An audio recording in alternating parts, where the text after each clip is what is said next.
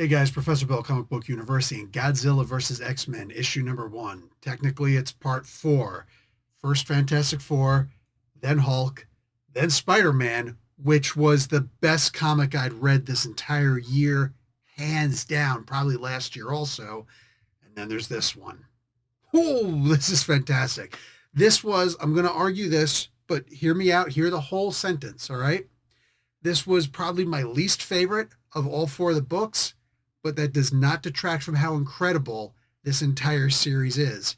And it still speaks like when the bar is set up here, especially when, in fact, what did I just say for my Godzilla vs. Spider-Man review? I said, I'm afraid to read any more of this series because the bar was set for here for the Spider-Man one. Like anything that comes afterwards, even the astonishing, uncanny, freaking awesome X-Men.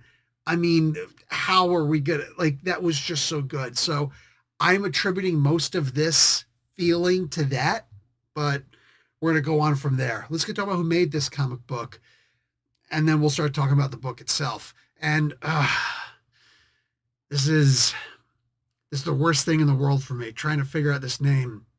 I don't like mispronouncing people's names. It is probably the hardest name in the history of freaking comic books, but let's try it. Fabian N. Fabian, I'm pretty sure it's Nicieza. What do you call it? We got Emilio Lacio, and we got Federico Blee. This is actually his second book that he's coloring in this series. VC's Clayton Cowles on letters, and the cover artist, okay, Tony Daniel, whom I absolutely love, and Marcelo Maiolo. Wow, it's been Maiolo. It's been so long since I read these guys' names. So this is probably, I think this is the first book where the cover is not made by the people who did the interior art. And that's always annoying to me, but it is what it is. And by that, I mean the main cover. So whatever, take with it what you will. Maybe that had something to do with this. The book was still fantastic. Look, let's get the art out of the way. Holy freaking crap. This may have been the best drawn and best colored of the comics so far. There are scenes in here, and I know, guys, some of you guys are going to be like, you really like Federico Blee. Yes. Yes, I do. I believe that to this day, and for the past 5, 6, 7 years, whatever, he has been the hands down best colorist, the best color artist on these funny pages that we're reading, because holy crap, and he just keeps getting better.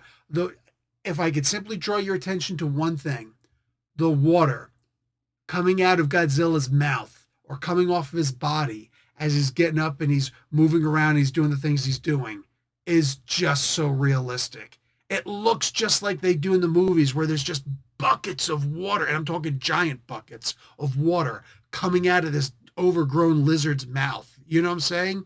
And it just looks so real. It makes it more than anything else, that water, I'm just now coming to this realization, that water coming off of his body and out of his mouth really makes it feel like this is a movie that I'm watching, as opposed to just reading off of, out of a comic book, out of some pages with digital, press stamps of the art. This was so well colored. The pencils and inks, all right?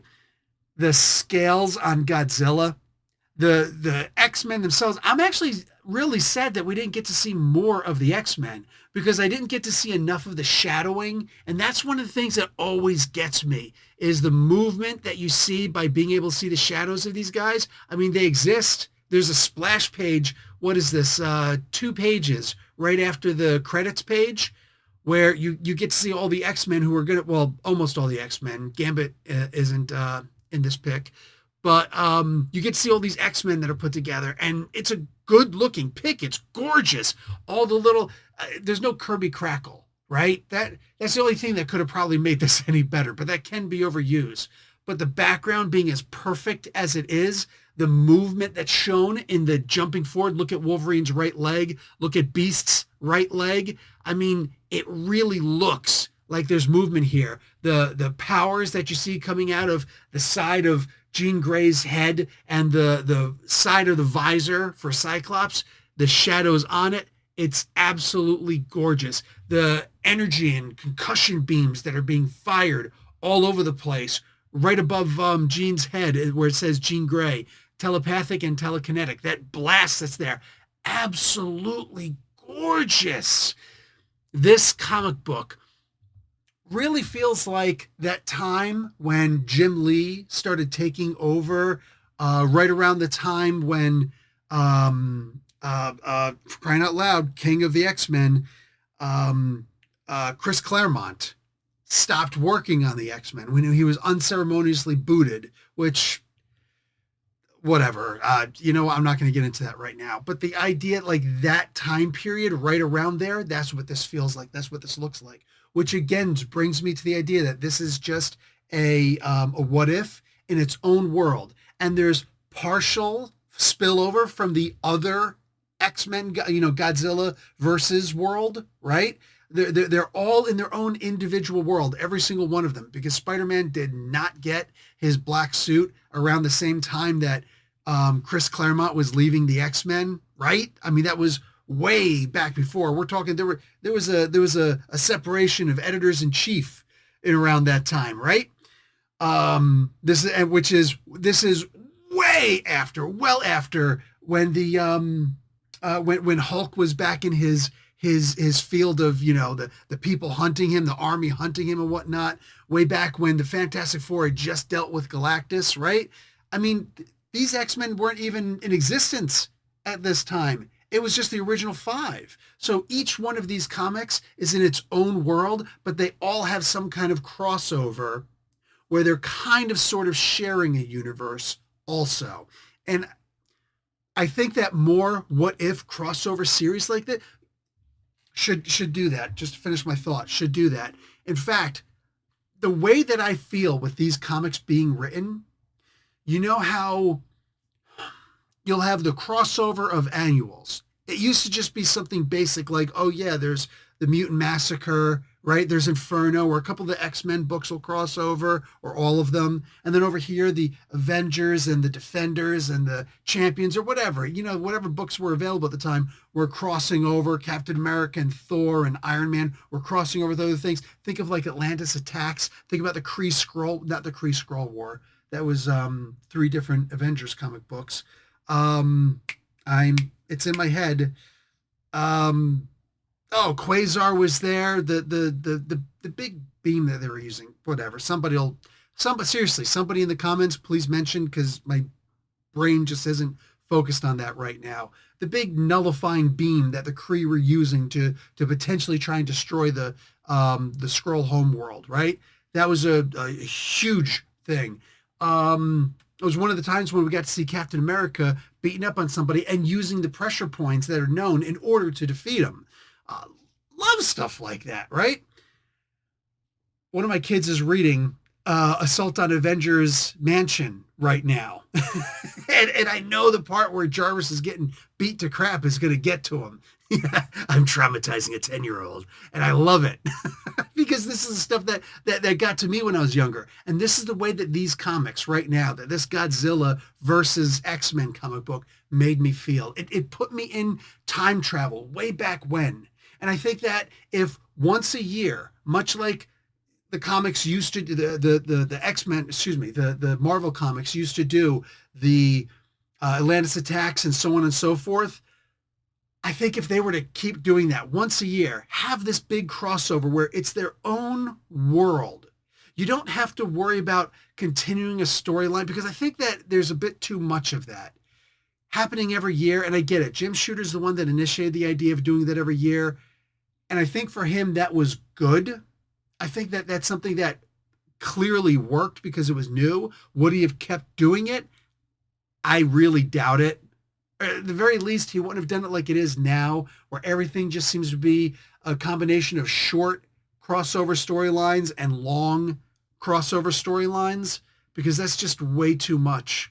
And now that Joe Quesada is gone, can we try and dial it back a little bit? Just a little bit. Pretty please. Because there has been a bit too much of an overload of the movies, which is one of the reasons why they're falling apart now, and none of them are particularly good.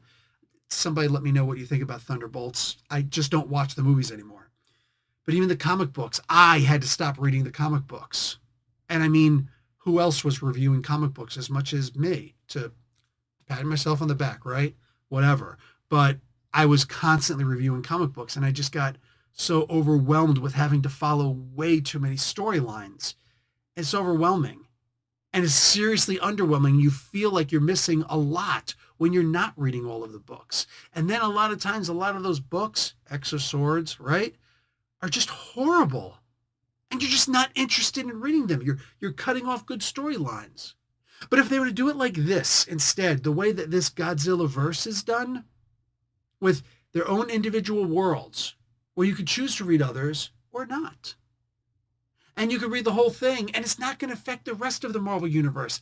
I think this is perfect. I think this is quite literally the best that Marvel could do right now, this series. The work that these guys did, this story, I didn't get into the story. And I'm at the 11-minute mark now. I think that this story, the only thing that really held it back from being as good as the other books, and it was as good as the Hulk book, to be fair, and as good as the Fantastic Four book, to be fair. It was just as good as those. That Spider-Man book was just on such another level. But Fabian did all of the text boxes that I love to see, that I miss. He did the proper speech bubbles, the thought bubbles, right? He did all of that.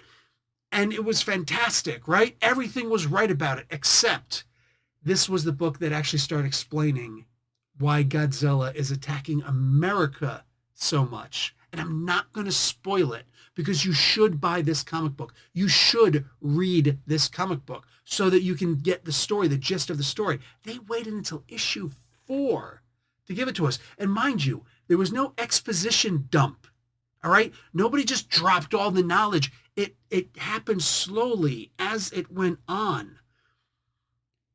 But I mean, just the fact that so much had happened, and then we're finally getting this story, like the background, it starts to cause you to start thinking, which is, I don't know that this was the right book to do it in, because Fabian really curb stomped the heck out of this, man.